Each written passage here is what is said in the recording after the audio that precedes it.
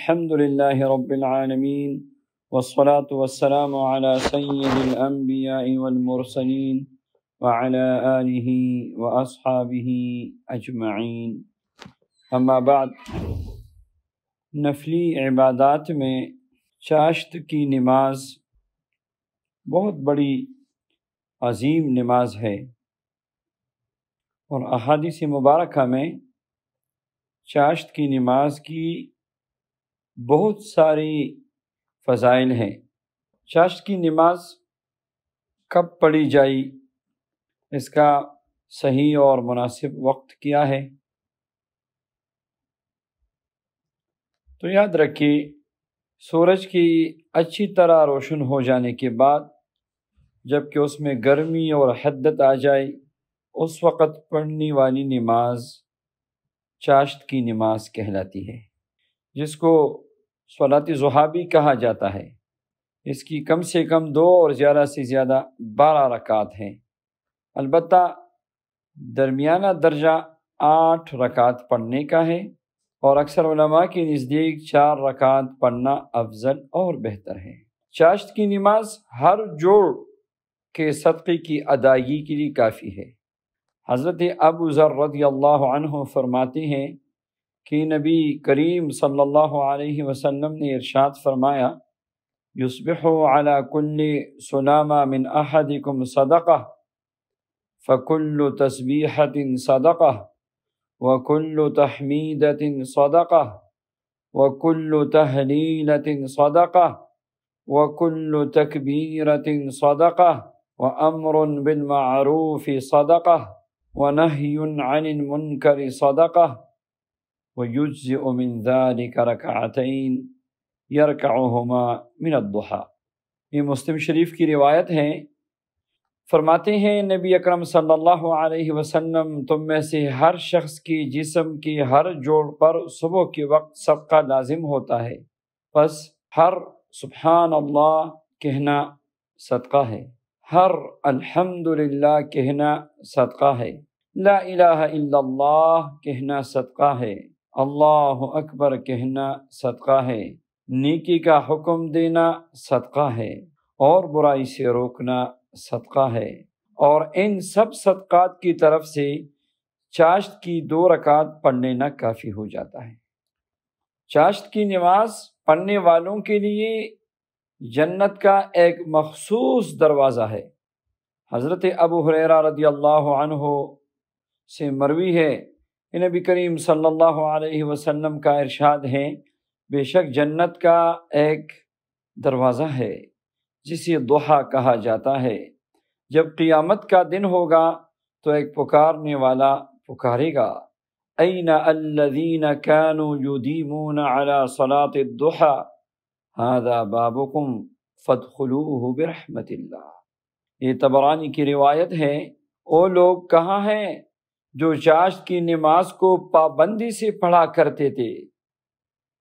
پھر ان سے کہا جائے گا، یہ تمہارا دروازہ ہے، اس میں اللہ کی رحمت سے داخل ہو جاؤ۔ چاشت کی نماز مقبول حج اور عمرے جیسا ثواب رکھتا ہے۔ حضرت انس رضی اللہ عنہ کی روایت ہے،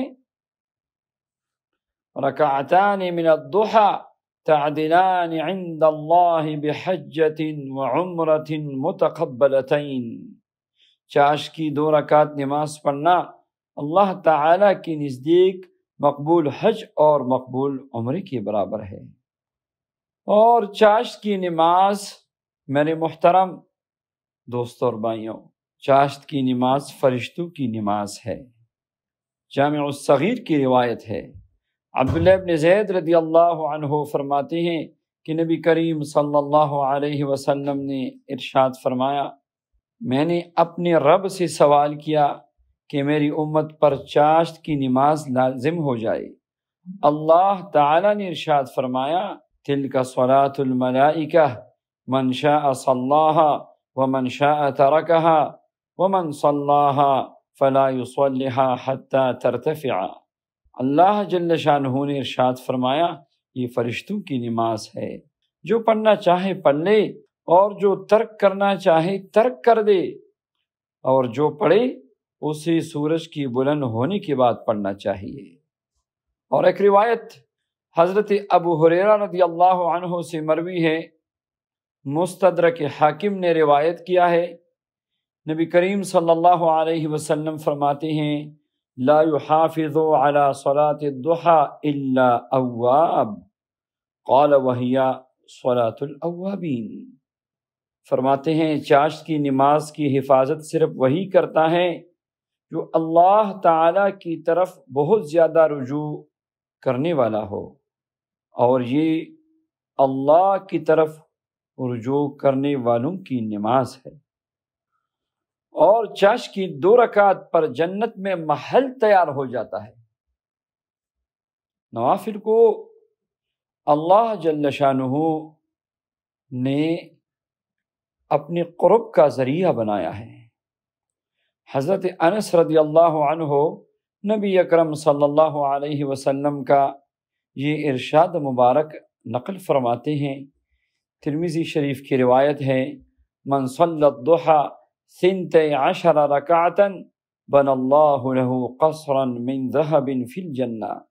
جس نے 12 رکعت چاشت پڑھی اللہ تعالیٰ اس کے لیے جنت میں سونے کا محل بنا دیں گے۔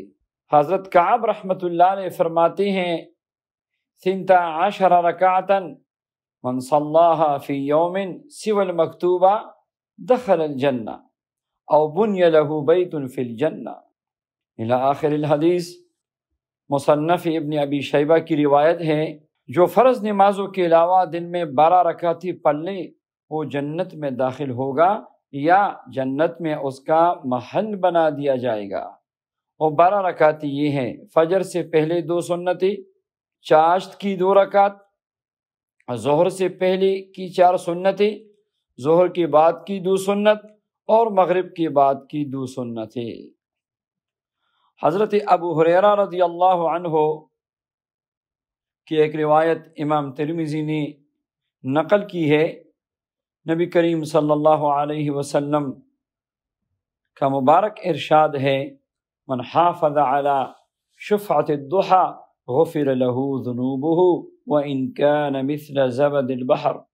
جس نے چاشت کی 2 رکعات کی حفاظت کی اس کے تمام گناہ معاف کر دی جائیں گے، اگرچہ وہ سمندر کے جھاگ کے برابر کیوں نہ ہو۔ حضرت ابو ذر رضی اللہ عنہ نبی اکرم صلی اللہ علیہ وسلم کا یہ مبارک ارشاد نقل فرماتے ہیں، من صلی الضحى سجدتین لم یکتب من الغافلین۔ جس نے 2 رکعت چاشت کی نماز پڑھی وہ غافل ہونے والوں میں نہیں لکھا جائے گا۔ ومن صلی اربعا ومن صلی اربعا کتب من القانتین۔ اور جس نے چاشت کی 4 رکعت پڑھی وہ قانتین یعنی لمبی لمبی قیام کرنے والوں میں سے لکھا جائے گا۔ ومن صلی 6 کفی ذلک اليوم۔ اور جس نے 6 رکعت پڑھی اس کے لیے اس دن کے کاموں کی کفایت کر دی جائے گی۔ ومن صلی 8 کتبہ اللہ من العابدین۔ اور جس نے 8 رکعت چاشت کی نماز پڑھی اللہ تعالیٰ اسے عبادت گزاروں میں سے لکھ دیں گے۔ ومن صلی 12 رکعتا بنى اللہ له بیتا فی الجنہ۔ اور جس نے 12 رکعت چاشت کی نماز پڑھی اللہ تعالیٰ اس کے لیے جنت میں محل بنا دیں گے۔ ایک روایت میں 10 رکعت پڑھنے کا بھی ذکر ہے کہ جس نے چاشت کی نماز 10 رکعت پڑھی وَإِن صَلَّيْتَهَا 10 لَمْ يُكْتَبْ لَكَ ذَلِكَ الْيَوْمَ ذَنْبٌ۔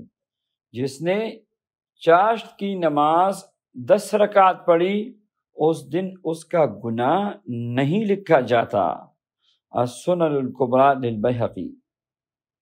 اللہ رب العزت اپنے فضل و کرم سے ہم سب کو نفلی عبادات کی توفیق نصیب فرمائے، نفلی نمازوں کی توفیق نصیب فرمائے، اور دن کی نمازوں میں جو نفلی نماز ہے چاشت کی نماز کے فضائل آپ سب نے سن لیے۔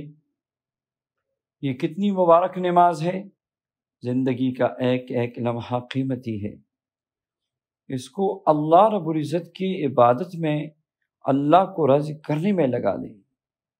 اللہ رب العزت ہم سب کو عمل کی توفیق نصیب فرمائے۔